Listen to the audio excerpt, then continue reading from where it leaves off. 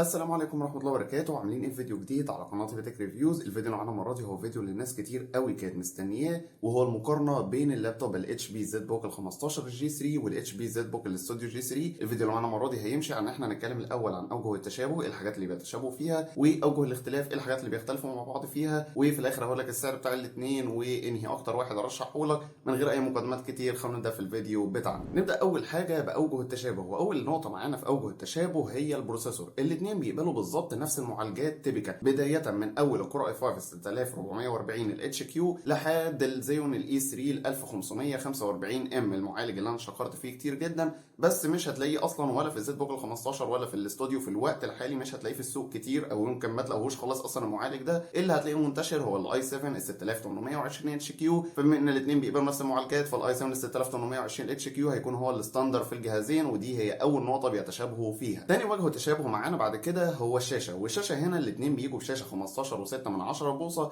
الشاشه بتكون فول اتش دي وبتكون من فئه اي بي اس. الشاشه الصراحه في الاثنين الوانها بتكون ممتازه، وما بلاحظش اي فرق صراحه خالص ما بين الزد بوك 15 او الزد بوك الاستوديو من حيث الشاشه. الاثنين بالنسبه لي واحد. ثالث حاجه بعد كده معانا هي الهاردات الام دوت 2، والاثنين معانا بيقبلوا هاردين من فئه ام دوت 2. تقدر تركب ان في ام اي او تقدر تركب الام دوت 2 العادي بالمساحات اللي انت عايزها. اقصى حاجه انا قدرت اجربها كانت ال1 تيرا ام دوت 2، ما عرفتش الصراحه اجرب اكتر من كده، ومش عارف هل يقبلوا اكتر من 1 تيرا ولا لا. على موقع اتش بي بيكتبوا ان هو اقصى حاجه كاتبينها 1 تيرا، ولكن في بعض الاجهزه اللي بيكتبوا ساعتها ان اقصى حاجه 512 واجي احط 1 تيرا يشتغل عادي، فممكن يكونوا كاتبين 1 تيرا وبيقبل مثلا 1.5 تيرا او 2 تيرا ام دوت 2. دي انا مش عارفها لان اقصى حاجه انا جربتها زي ما قلت كانت ال1 تيرا، والاثنين كده كده بيقبلوا 2 هارد ام دوت 2. فكده كده حته تطوير هاردات ام دوت 2 هتبقى كويسه جدا في الاثنين، مش هتضايقك خالص في ان انت تعلى في 1 تيرا او ما تعلاش. ما اعتقدش ان حد عموما هيزود فوق ال1 تيرا في الهاردات الام دوت 2. رابع نقطه بعد كده بيتشابهوا فيها وهي المداخل والمخارج. الاثنين بيقبلوا معانا مدخلين من اللي هو الثاندر بولت تايب سي، بيجي فيهم 3 مداخل يو اس بي 3، منهم واحده يو اس بي 3 اللي هو تشارجنج بورد، والاثنين بيجي فيهم مدخل اتش دي ام اي. ولكن الزد بوك ال 15 جي 3 فيه مدخل زياده وهو مدخل الفيجا، واللي ما اعتقدش ان طالما كده كده في مدخل اتش دي ام اي، ما اعتقدش ان انت كتير يعني مننا ممكن يستخدم المدخلين مع بعض، الا لو واحد زي حالاتي مثلا بستخدم الاتش دي ام اي وبحتاج ساعات معايا مدخل تاني عشان اوصل على الشاشه الثانيه. فدي ضايقتني شويه ان الجهاز بتاعي ما فيهوش مدخلين، هو في مدخل واحد. ممكن الموضوع ده بعض الناس تحتاجه ولكنه مش ضروري او مش مهم قوي، فاعتبر الاثنين بيجوا بنفس المداخل والمخارج. بس نقطه تحتسب شويه للزد بوك ال 15 جي 3 لان هو بيقبل مدخل الفيجا الزياده. ندخل بقى بعد كده على النص الثاني معانا في الفيديو وهو اوجه الاختلاف، وده بقى الجزء الاهم. عشان كده اصلا انا كنت ماشي بسرعه شويه لو تلاحظوا في الجزء بتاع اوجه التشابه، لان مش فارق معايا قوي اوجه التشابه على قد ما هيفرق معايا بقى اوجه الاختلاف، وهي دي اللي هتعرفك في الاخر هتشتري الزد بوك ال 15 جي 3 ولا الزد بوك الاستوديو الجي 3. نبدا باول وجه اختلاف معانا وهو كارت الشاشه. احنا عندنا في الزد بوك ال 15 جي 3 بيقبل 3 انواع من الكروت، بدايه من الاي ام دي ال 2 جيجا، بعديه الانفيديا الام 1000 ام ال 2 جيجا، بعديه الانفيديا الام 2000 ام ال 4 جيجا. النسخه اللي انا هبقى ماسكها معايا هنا وبقارنها بالزد بوك الاستوديو هي النسخه اللي بكارت ام 2000 ام 4 جيجا، وركز في النقطه دي كويس. بالنسبه بقى للزد بوك الاستوديو جي 3 فهو بيجي بكارت شاشه من نسخه واحده بس، وهو الانفيديا الام 1000 ام ال 4 جيجا. الاثنين بيجي معاهم كده كده الكارت الانتل المدمج، عشان ناس كتير بتسالني عن الموضوع ده، ما اعرفش ليه الناس بتهتم بالكارت الانتل وتسيب الكارت الخارجي، بس يا جماعه كده كده الاثنين بيجي فيهم نفس الكارت الانتل المدمج. بالنسبه للكارت بقى الخارجي فزي ما قلت النسخه اللي انا بتكلم عنها في الزد بوك ال 15 بتقبل لحد الام 2000 ام ال 4 جيجا، ولكن الزد بوك الاستوديو بينزل بنسخه واحده بس وهو الام 1000 ام اللي برضه بمساحه 4 جيجا. طب من حيث الاداء، هل الاداء ما بينهم كبير؟ مش كبير قوي بس كبير. يعني انت مثلا هنتكلم عن كمثال لعبه بيس 2021 لو هشغلناها على نفس الاعدادات اللي هي 1080 بي هاي سيتنجز، فعلى الزد بوك الاستوديو بتدي متوسط ال 30 فريم، ولكن على الزد بوك ال 15 جي 3 بتدي متوسط ال 47 48 فريم، يعني فرق تقريبا حوالي 17 او 15 فريم ما بين الجهازين، اللي هو تقريبا زياده حوالي 50% في الاداء. فاداء الالعاب، فاداء البرامج الهندسيه نفس يعتبر برضو الفرق، بس مش فرق قوي 50%، يعني فرق البرامج الهندسيه تقدر تقول 30% مثلا. برامج بقى البرمجه والمونتاج مفيش يعتبر فرق خالص اصلا، لان كده كده البرمجه والمونتاج بيعتمدوا على البروسيسور، وانا زي ما قلت قلت الاثنين بيجوا بنفس البروسيسورات هي، فبالتالي برمجه ومونتاج ما فيش اي فرق بين الجهازين. ولكن في البرامج الهندسيه والالعاب الفرق بيوصل من 30 ل 50%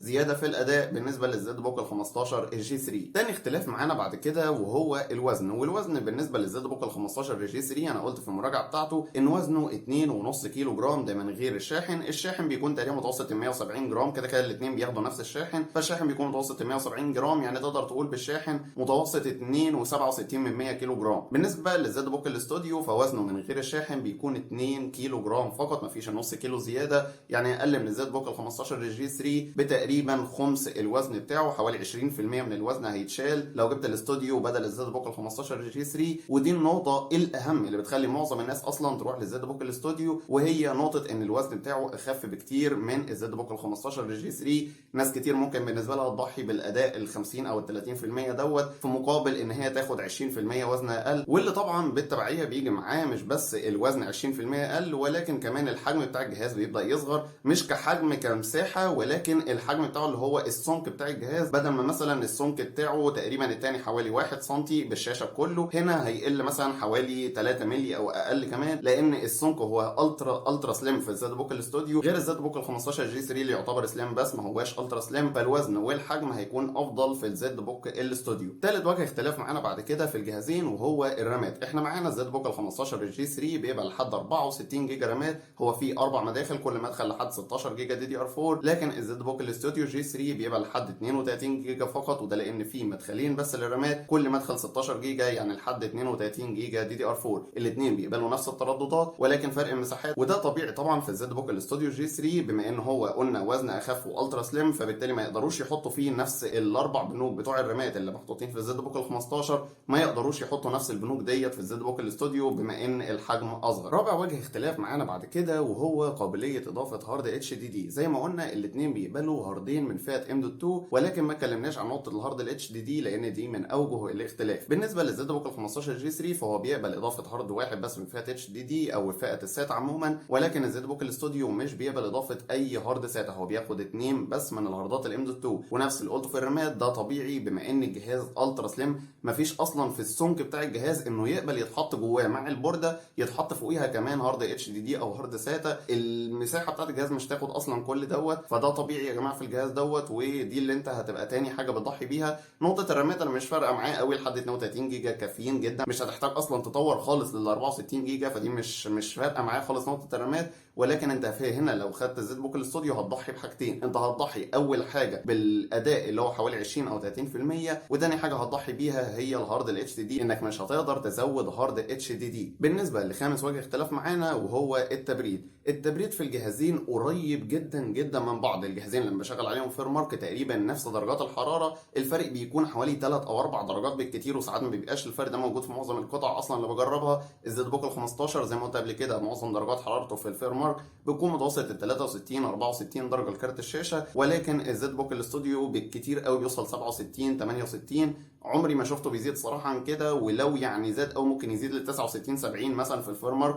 واللي لا تزال درجات ممتازه الصراحه، وكتير جدا اصلا زي ما قلت ما بيوصلش حتى لل 67 او 68، بيكون كتير جدا نفس الدرجات بالظبط بتاعت الزد بوك ال 15 جي 3، فانا هعتبرها وجه اختلاف، وهعتبر ان الزد بوك ال 15 جي 3 تبريده احسن، بما ان لا زال في بعض الحالات بيكون فيها تبريد فعلا احسن، ولكن زي ما قلت كده فرق الدرجات مش كبير، فما تقلقش خالص من ناحيه التبريد، الجهازين تبريدهم ممتاز 10 على 10. سادس واخر بقى وجه اختلاف عشان اقول لك بعد كده السعر بتاع الجهازين وهو البطاريه معانا في الزد بوك ال 15 جي 3 بتيجي بمساحه 90 واط اور، ولكن في الزد بوك الاستوديو جي 3 بتيجي بمساحه 64 واط اور. وهنا بقى الحاجه اللي مجنناني واللي مش عارف الصراحه ازاي دي موجوده، وهي ان الزد بوك ال 15 جي 3 متوسط مده البطاريه اللي هتقعده على فيلم مثلا هتقعد معاك متوسط الاربع ساعات، ولكن الزد بوك الاستوديو بيقعد متوسط الثلاث ساعات ونص، وده اللي مجنني ان ازاي فرق من 64 واط اور لحد 90 واط اور والفرق بينهم نص ساعه بس. يعني احنا لو جينا نقيس ما بين اجهزه ثانيه 64 وجهاز ثاني 90 طبيعي الفرق بيكون ساعه ساعتين، لكن الفرق نص ساعه بس، يعني يعتبر شبه ما فيش فرق اصلا في المده اللي هتقعدها معاك البطاريه ما بين الجهازين، مع ان ديت 64 واط اور دي 90 واط اور، ولكن زي ما قلت في معظم الحالات شبه مش هتلاحظ اي فرق خالص بين البطاريتين، فهي الفرق كارقام وبيكون ساعات فيه ربع ساعه، تلت ساعه، ممكن نص ساعه بالكتير في المده اللي هتقعدها معاك، واللي تعتبر مده انت اصلا مش هتلاحظها وانت بتستخدم الجهاز. فانا في البطاريه هعتبر وجه اختلاف ما بين الجهازين بما ان الارقام مختلفه، ولكن في المده الفعليه اللي هتقعدها معاك زي ما قلت انت مش هتلاحظها. نوصل بقى لاخر نقطه انت هتبقى عايز تعرفها في الفيديو دوت، وهي السعر بتاع الجهازين. بالنسبه للزد بوك ال 15 للجي 3 فهو بيجي متوسط سعر 12500 جنيه في الوقت الحالي، بعد ما كان اصلا متوسط ال 10 او ال 10500. في الوقت الحالي اللي بكارت ام 2000 ام منه بيجي متوسط سعر 12500 جنيه، ده بهارد 256 اس اس دي ورامات 16 جيجا، واللي طبعا زي ما قلت قبل كده كتير جدا تقدر ان انت تزود الهارد والرامات زي ما انت عايز. بالنسبه بقى للزد بوك الاستوديو جي 3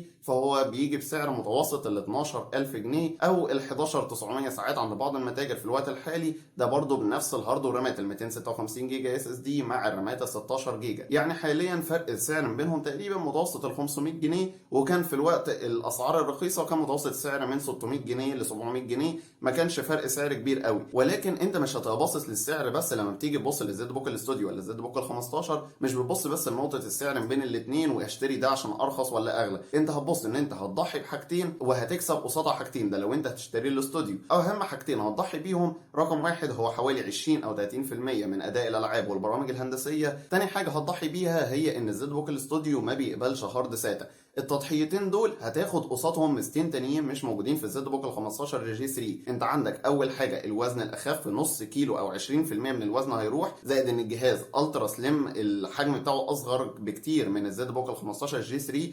الزد بوك ال 15 وزنه مش تقيل وتقدر تحطه في الشنطه بالشاحن وتتنقل بيه عادي جدا، ولكن الاستوديو اخف بكتير جدا، ولو انت بتتنقل 24 ساعه فالاستوديو هيكون افضل، ولو انت باصص للوزن الاستوديو هيكون افضل بالنسبه لك. تاني حاجه هتبص لها بقى، تاني ميزه، انت زي ما قلت ضحيت بحاجتين خدت قصادهم ميزتين، ضحيت بالعرض وبالرامات الاقل خدت قصادهم الوزن الافضل، وكمان فرق السعر اللي هو حوالي 500 ل 700 جنيه ما بين الجهازين. يبقى انت ضحيت بحاجتين خدت قصادهم حاجتين. لو انت بقى مش فارق معاك الوزن ولا الكلام دوت، ساعتها هتبص للميزتين التانيين اللي موجودين في الزد بوك ال 15 وهو قابليه الاتش دي دي والاداء الاعلى. ساعتها زي ما قلت لو مش همك الوزن هتجيب الزد بوك ال 15 الجي 3. كده بقى نكون خلصنا الفيديو بتاعنا. لو عجبك الفيديو ما تنساش اللايك الجميل، تشترك حالا في القناه لو لسه مشتركتش عشان يوصلك كل فيديوهاتنا الجديده، وبرضه تكون دعمتني وبالمره تعمل شير للفيديو عشان غيرك يستفيد. كان معاكم على العيد من قناه تيك ريفيوز. سلام عليكم.